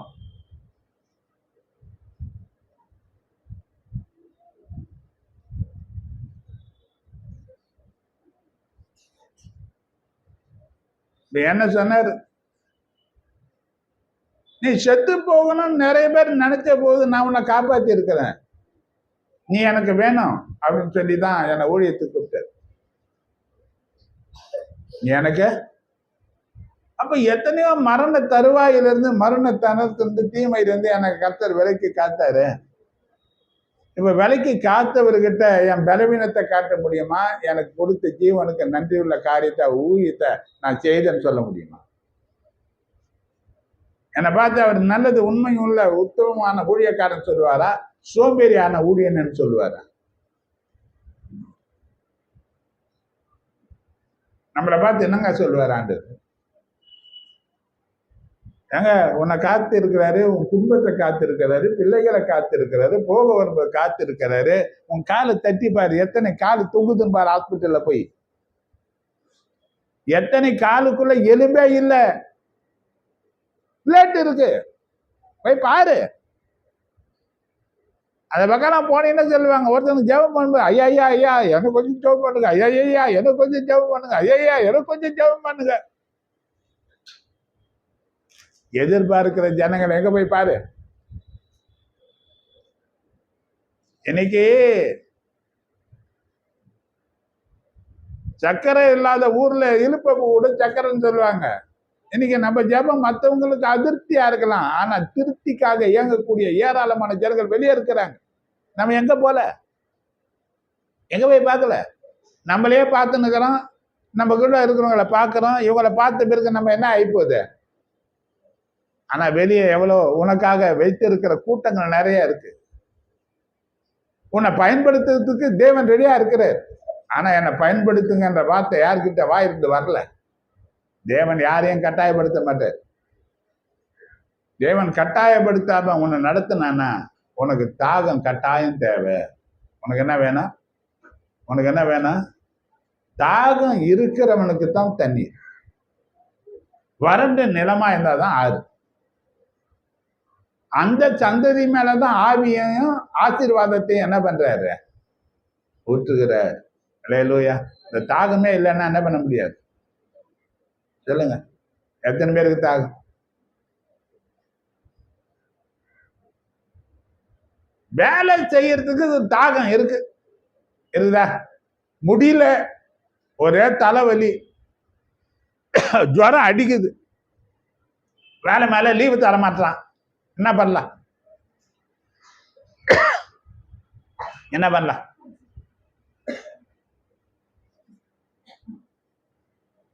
என்ன பண்ணலாம்?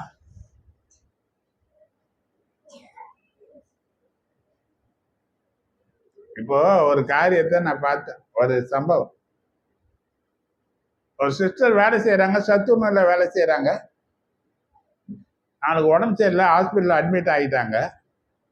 இதை வந்து அந்த வேலையில் இருக்கிற சிஸ்டருங்களை வந்து அவங்கள பார்த்துட்டு கொஞ்சம் காசெல்லாம் கொடுத்துட்டு உடம்ப பார்த்துக்குன்னு சொல்லி போயிட்டாங்க. மறுநாளே சொல்லி அனுப்புகிறாங்க ஃபோன் பண்ணி, அந்த அம்மாவுக்கு பதிலாக உன் பொண்ணு வந்து வேலை செய்ய. யார் வந்து வேலை செய்யணும்? வேலைக்கு வச்சுது யாரு? இப்போ அந்த அம்மா உடம்பு முடியலன்னா யார் செய்யணுமா? அப்படி செய்யலைன்னா வேற யாராவது வச்சிடுவோம், அதுக்கப்புறம் உங்களுக்கு வேலை போயிடும். இப்போ என்ன பண்றாங்க?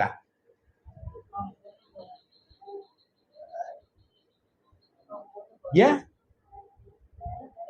அதுல மட்டும் தாகம் இருக்கு. எதுல மட்டும் தாகம் இருக்குது?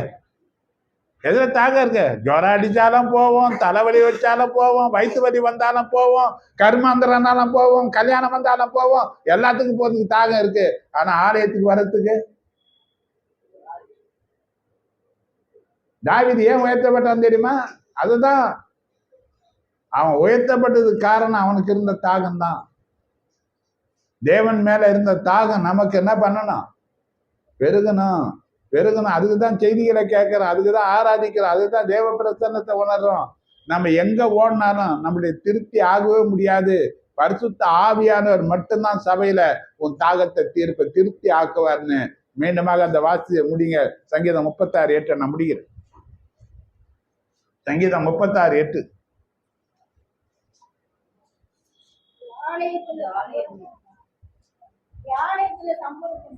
உமது ஆலயத்தில் உள்ள சம்பூரணத்தினால் திருப்தி அடைவார்கள், பேரின்ப நதியினால் அவர்கள். இந்த சாக்லேட் பேப்பர்ல பிச்சு எங்க போறீங்க? உன்ன வாங்கி கொடுங்க, குப்பை குப்பையா கொட்டுறதுக்கு.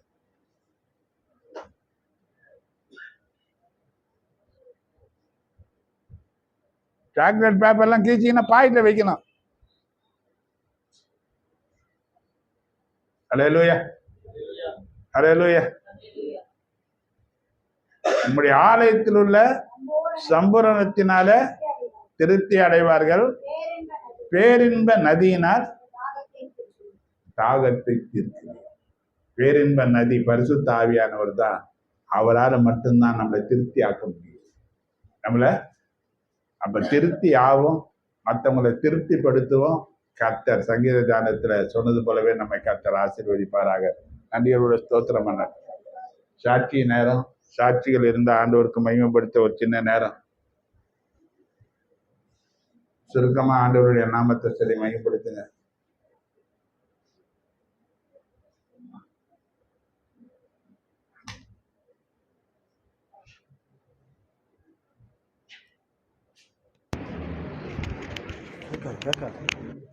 சரி,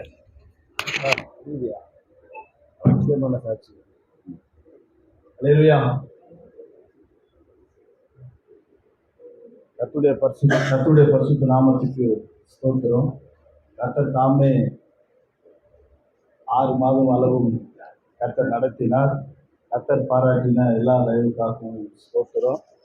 கர்த்தர் நாளைக்கு என்னுடைய 2வது மகளுக்கு பிறந்தநாள்.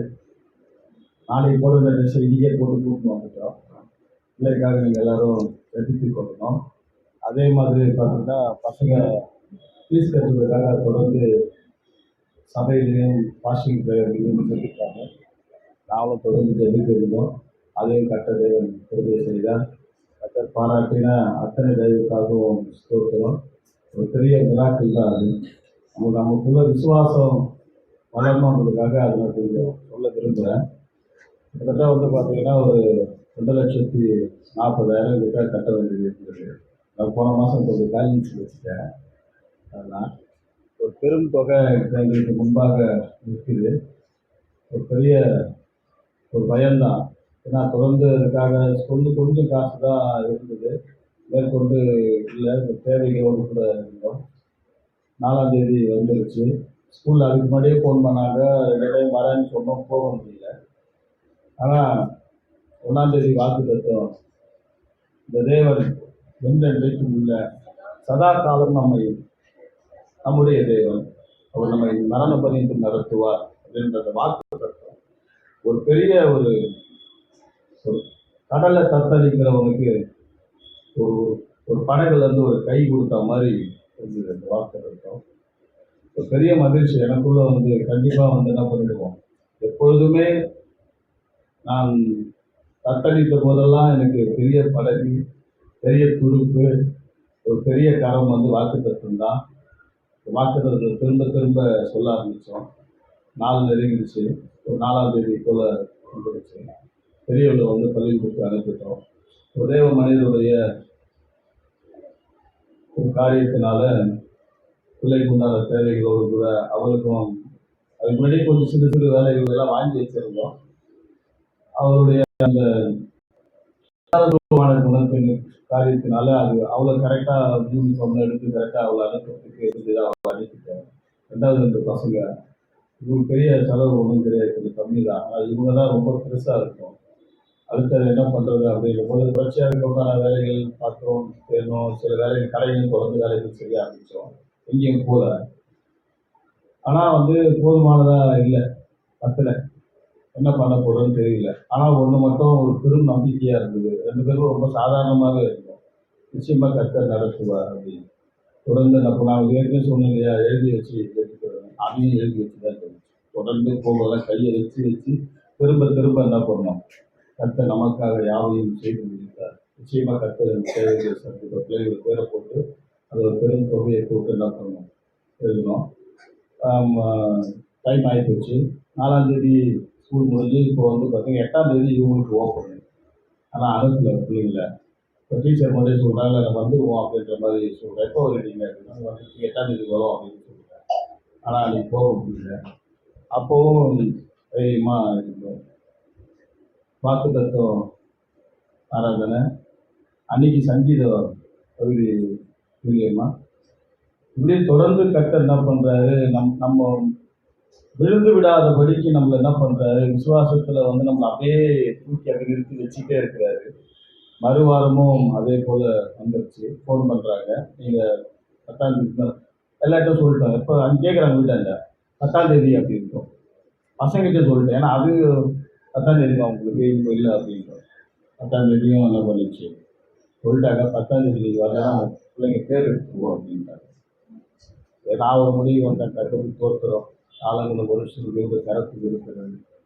சரி, நம்ம வந்து நம்ம சக்திக்கு மீறின ஒரு செயல் தான்.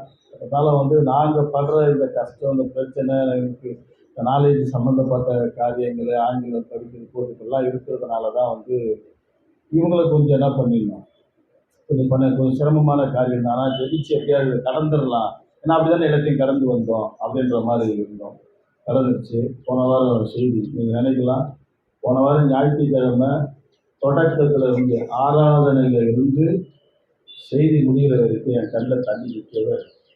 திரும்ப திரும்ப தேவன் என்ன பண்ணிக்கிட்டே இருக்காரு. பசங்களை வீட்டில் பார்க்கும் போதெல்லாம் எனக்கு அப்படியே உள்ளுக்குள்ள அது சொல்லக்கூடிய வார்த்தைகளே இருக்குது. பசங்க வீட்டில் பார்க்கும் போதெல்லாம் ஜாலியாக விளையாடுறது போதுங்க, ஆனால் பார்க்கும்போது அப்படியே ஒரு பதட்டமாகவே இருக்குது எனக்கு. ஆனால் என்ன பண்ணுறோம், ஒரு தைரியம் உள்ளுக்குள்ளே என்ன பண்ணுது இருந்துகிட்டே இருக்குது. சரி பண்ணிடலாம் அப்படின்னு சொல்லிட்டு ஒரு இடத்துக்கு கேட்க சில ஒரு நண்பர் மூலமாக சில விஷயங்கள் பண்ணியிருந்தோம். சரி அது கிடைக்கும். ஒரு வேலையை ஒன்று செஞ்சு வச்சுருந்தேன். அந்த வேலைக்கு வந்து சில காசு வர வேண்டியது இருந்தது. அழகாக பார்த்தீங்கன்னா ஸ்கூலில் வந்து அமுதாவுக்கு ஃபோன் பண்ணிட்டேன். அமுதா நான் எடுக்க மாட்டேன்றாங்க. வழக்கமே எங்களுக்குள்ளே நடக்கும். முதல்ல இவ்வளோ தள்ளுவேன், நீ போடணுமே, இல்லை நான் போடணுவோம் நடக்கும். இல்லை நான் தான் பதில் சொல்லணுமா, சண்டே தான் நடக்கும். அப்புறம் தெரியல, இன்னைக்கு ஒரு பேசு, நான் ஏற்கனவே பேசிட்டேன், நீ ஒரு பேசு அப்படின்னு சொல்கிறேன். பேசும்போது என்ன சொல்லிட்டாங்க, இந்த பழைய ஃபீஸ் வந்து பார்த்தீங்கன்னா அதெல்லாம் சொல்லிட்டாங்கன்னா இப்போ 40,000 உங்களுக்கு கம்மி பண்ணியிருக்கிறோம் அப்படின்ற இவங்க சொல்கிறாங்க.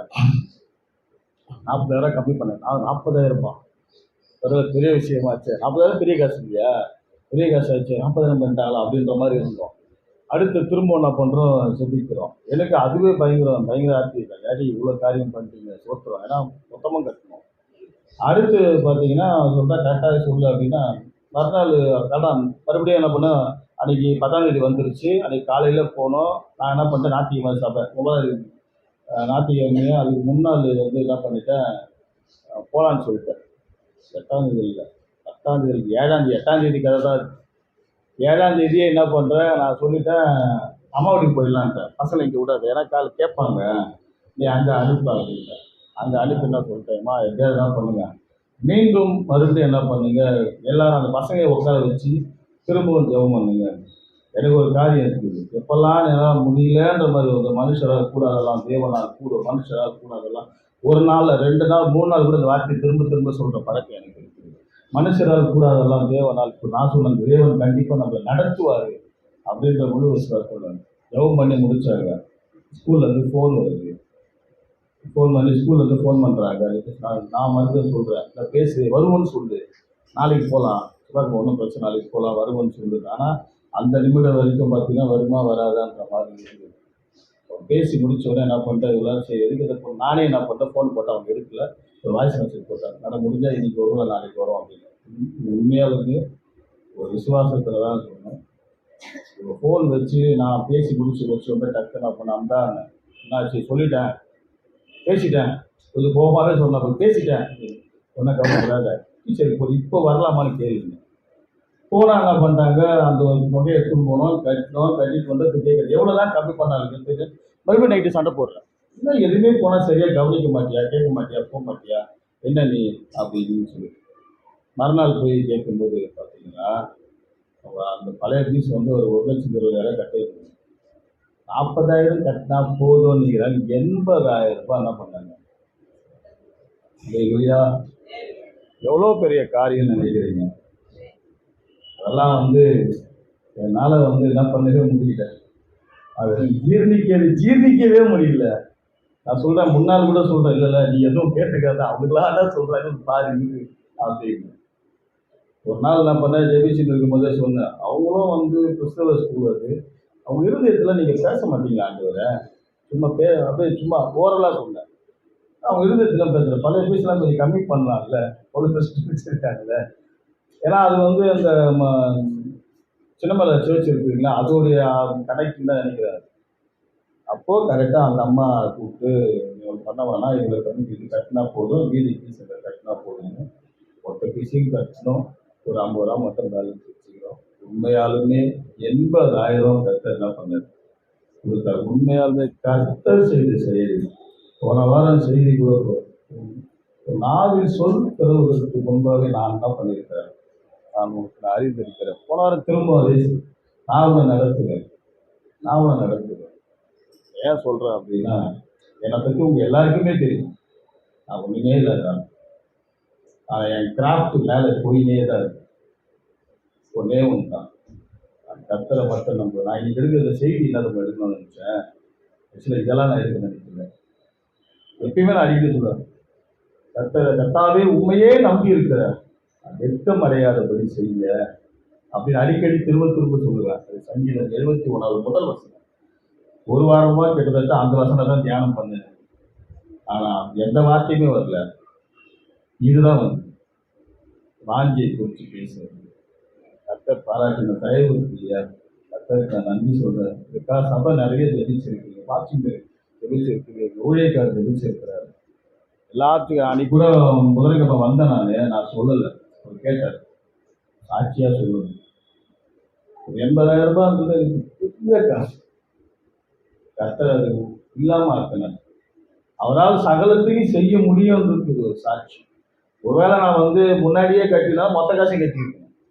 நான் கடைசியாக 4 போக அவர் அந்த அந்த கடைசி நிமிஷத்தில் கொண்டு போய் நான் கேட்டேன், கடைசியில் தான் ஏதாவது செய்வீங்களா, கொஞ்சம் கூட இல்லையா, கொஞ்சமாவது முன்னாடி பண்ணக்கூடாது, என்னையா போட்டு லாஸ்ட்டில் போட்டு வச்சு செய்வீங்கன்னு கேட்பேன். கடைசியாக கொண்டு போய் நிறுத்தினாலும் முதன்மையாக கொண்டு போய் நிறுத்தி அவர் கொடுக்குற ஆசீர்வாதம் ஏராளமாக இருக்குது. கர்த்தர் பாராட்டி எல்லா தயவுக்காகவும் நன்றி சொல்லிக்கிறேன். சபை ஜெபிச்சிருக்கீங்க, சபைக்காகவும் நான் நன்றி சொல்லிக்கிறேன். நன்றி. அல்லேலூயா. நல்ல சாட்சிகளுக்காக நன்றியோட ஸ்தோத்திரம் பண்ணுவோம். கர்த்தருடைய பரிசுத்தத்திற்கு ஸ்தோத்திரம். இந்த 6 மாதம் அளவும் எங்களை கண்ணு நினை காப்பது போல் காத்து வழிநடத்தி வந்த கர்த்தருக்கு ஸ்தோத்திரம். அநேக தேவைகள் யாபேஸ் எல்லாம் சொன்ன மாதிரி பீஸ் காரியங்கள் எல்லாவற்றையும் தேவன் நேர்த்தியாய் நடத்தினார். அதுக்காக கர்த்தருக்கு கொடான கோடி ஸ்தோத்திரம். அநேக பலவீனங்கள் இருந்தாலும் குடும்பத்தில் எல்லா பலவீனங்களிலும் அவர் பலனாக இருந்து எங்களை வழிநடத்தி வந்தார். அதுக்காக கர்த்தருக்கு ஸ்தோத்திரம். நேற்று பார்த்தீங்கன்னா நேற்று காலையில் வேலைக்கு போனேன். காலையில் வேலைக்கு போயிட்டு மறுபடியும் ஈவினிங் ஒரு 5 மணிக்கு வந்தேன். மறுபடியும் ஒரு 10:30 மணிக்கு போனேன். சரி நம்ம போயிட்டு சீக்கிரமாக வந்துடலாம், ஒரு 3 மணிக்கெலாம் வந்துட்டு சர்ச்சுக்கு போகணும் அப்படின்ற இதில் தான் போனேன். பைக் எடுத்துகிட்டு போயிட்டு ஒரு 12:30 மணிக்கெலாம் வேலை ஸ்டார்ட் பண்ணிவிட்டு ஒரு 1:30 மணிக்கு பைக் எடுத்து பார்த்தா பைக் பஞ்சர். என்னடா இது பைக் பஞ்சர் ஆகிடுச்சின்னு பார்த்தா அப்போ கடையும் இல்லை, தேடி பார்த்தோம் கடையும் இல்லை. என்னடா இது சரின்னு அப்புறம் பார்த்தீங்கன்னா வேலையும் கொஞ்சம் டைட் ஆகிடுச்சு. என்னன்னா வேலை எப்போவுமே ஒரு 4:30க்கு முடிக்கிறோம். இன்றைக்கி 6:15 ஆகிடுச்சு வேலை முடிக்கிறதுக்கு. மாதாவரத்தில் நான் மாதாவரத்துலேருந்து எப்படி வரணும் ஏசப்பா நான் இது பண்ணிட்டே அந்த ப்ரேயர் பண்ணிகிட்டே இருந்தேன். அதுக்கப்புறம் அந்த பஞ்சரோடையே வந்து ஒரு பெட்ரோல் பங்க்கில் காற்று கரெக்டாக ஒரு 6:20 நான் காற்று கொஞ்சம் அடிச்சு கொடுங்க. நான் அவ்வளோ சீக்கிரம்லாம் காற்று அடிக்க மாட்டாங்க காலங்காலத்தில். அப்புறம் அவர் என்ன சொன்னாருன்னு தெரியல. சரி போப்பா நான் அடிச்சு கொடுக்குறேன்ட்டு காற்று அடித்தேன். தம்பியும் சொன்னான், மாமா டியூப்லெஸ் தான், நீங்கள் காற்று அடிச்சுட்டு வந்துடுங்க அப்படின்னா. அதே மாதிரி காற்று அடித்து ப்ரேயர் பண்ணேன், ஏசப்பா இதை நான் வீட்டுக்கு போகிற அளவுக்கு ஒன்றும் ஆகக்கூடாதுன்ட்டு. அதே மாதிரி நான் வீட்டுக்கு வரும்போது 7:30 மணிக்கு நான் வண்டியை நிறுத்துகிறேன். பார்த்தா வண்டி எதுவுமே ஆகலை. போனேன், இவங்க அதாகிட்டே கிளம்பிட்டாங்க. சரி நீங்கள் போங்க நான் வந்துடுறேன். சும்மா போயிட்டு படுத்தேன். ஒரு 5 நிமிஷம் அப்படியே கண்ணு இதுவாகிடுச்சு, படுக்கூடாதுன்னு குளிச்சுட்டு எல்லாம் பண்ணிவிட்டு எங்கள் சபைக்கு வந்திருக்கேன். அதாவது கர்த்தருக்கு கொடான கோடி ஸ்தோத்திரம். அல்லேலூயா. வாஞ்சைகளை கர்த்தர் ஆசீர்வதிப்பார். God bless you.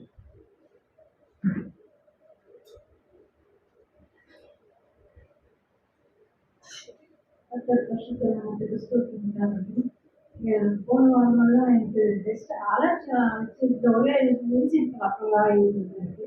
ஆனால் சரி மெடிசின் ப்ராப்ளமாக இருந்தது. ஊசி போட்டு 2 நாளைக்கே பார்த்தேன், என்னால் ஒன்றும் முடியல. அப்புறம் நேற்று தினத்தில் கன்ஃபார்ம் பண்ணி இங்கே அவங்க டாக்டர் காது இங்கே நல்லா பார்ப்பாங்க அப்படின்னு சொன்னாங்க.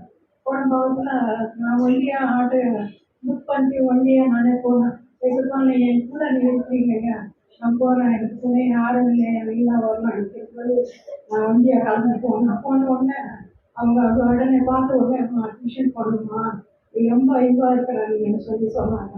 சரி நேற்று ஃபுல்லாக ஹாஸ்பிட்டலில் அட்மிஷன் ஆகிட்டு பார்த்தாங்க. அக்கா வந்து பார்த்துச்சு. பார்த்து ட்ரிப்ஸ் எல்லாம் ஏற்றி பிறகு ரூம்ஸ் எல்லாம் போட்டு பிறகு அக்கா வீட்டுக்கு போயிட்டு வந்தாங்க. வீட்டுக்கு போயிட்டு சாப்பாடு எடுத்துக்கிறாரு. எப்படியோ ஒரு 3 மணி ஆகிடும், நீ எப்படி வீட்டுக்கு போவேன் அப்படின்னு சொன்னாங்க. நீ வந்து ரொட்டியாக வந்தாங்க. சரி அக்காவை ட்ரிப்ஸ் போட்டு பிறகு அக்காவை போயிடுச்சு வீட்டுக்கு. அப்புறம் 3 பாட்டி ஏறிச்சு. 3 பாட்டி 5 ஊசி போட்டாங்க. அந்த இன்ஜெக்ஷனில் 5 ஊசி போட்டாங்க. போட்டு பிறகு ஆண்டவரே நாளைக்கு நான் வந்து சர்ச்சுக்கு போனோம்யா, நீங்கள் எனக்கு சுகத்தை கொடுக்கணும், பலத்தை கொடுக்கணும் ஆண்டவரே நான் சொல்லி ஜெபம் பண்ண இப்போ வந்ததுக்காக ஆண்டவர் போனால் போலீஸ் கொடுக்குறேன். அது மட்டும் இல்லாமல் நான் இந்த உடம்பு சரியில்லாமல் நேரத்தில் பேங்கிங் நான் ஒன்றியாக தான் செய்கிறேன். யாரும் சொல்லிட்டு கூட வர மாட்டேன்றாங்க. உடம்பு சரியில்லாமல் இருந்தால் கூட நான் யாருமே எனக்கு கண்டுக்கல. சரி ஆண்டவரே நீ இருக்கிறப்ப எனக்கு சொல்லையான்னு சொல்லி நான் பேங்க்குக்கு போயிட்டு 50,000 ரூபாய் எடுத்துன்னு வந்தேன். நான் டேக்ஸ் போடணுமா பைசா வேணும்னு சொன்னேன். நான் சிறுசிறியாக தான் கொடுத்தது, மொத்தமாக கொடுக்கூடாதுன்னு சொல்லி செய்து பிறகு கொஞ்சம் காசு கொடுத்துருந்தேன். அப்புறம் 50,000 ரூபாய் எடுத்துன்னு வந்தேன். எனக்கு கேரேஜ் இருந்தது நிறைய வச்சுட்டு நான் தூங்கிட்டேன். வீட்டுக்கு போயிட்டு நைட் ஆயிடுச்சு. நான் அந்த பேக்கில் எடுத்து வந்து வச்சுட்டு தெரியுது. அப்புறம் நான் எங்கே வச்சுட்டேன் எனக்கே தெரியல. அப்புறம் முந்தா நேற்று காலையில் வந்து பார்த்தாங்கன்னா பேக்கில் பைசா இல்லை.